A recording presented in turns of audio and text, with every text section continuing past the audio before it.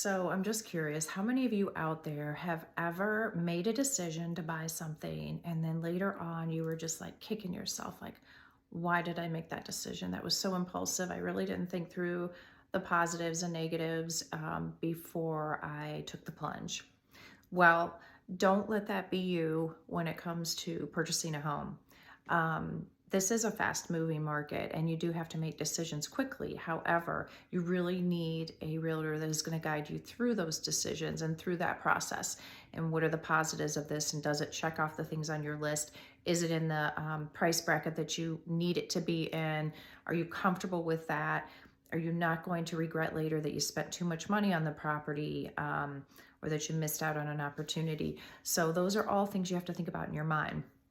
Yesterday I had the experience. I started my day off with a home inspection, and this one's been a little bit of a challenge. I have a client that has a disability, and the disability does prohibit me from communicating with them on a normal basis.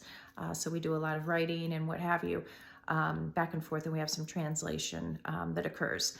But at any rate, this house, I kind of felt like from the beginning when we looked at it, it was a little bit rough, probably rougher than what I would have imagined them purchasing, but they really liked the home and they wanted to move forward with an offer. So I went ahead, wrote the offer up, did what they wanted to do. And we wrote a good offer up, not for list price actually, because the house needed a lot of work that you could actually see with your eyes without even having an inspection. So we had the inspection, and at the end of the day, after much thought, I thought of different ways we could negotiate some of these repairs out, and it could have been done, but this buyer was just not comfortable. And I could read their face. I could read their, the gestures, their responses, the nonverbals. I definitely was picking up on that. And I told them, I said, listen, it's okay. Like, if you think that these repairs and everything that's going to need to be done, whether the seller takes care of some of it or not, are going to be too much for you, and that you no longer wish to get this home, you need to follow your gut. I'm not going to be the one to talk them into it. I'm not going to be that realtor.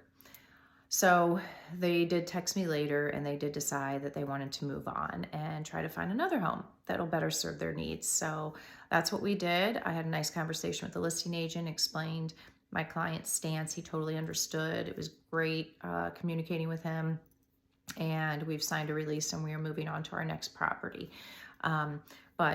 Make sure that when you are choosing a realtor and you're looking for someone to make one of the biggest purchases of your life, that you are working with someone that you know, somebody that you like, and someone you can trust, and that will guide you and support your decisions. We do not want you to have buyer's remorse later.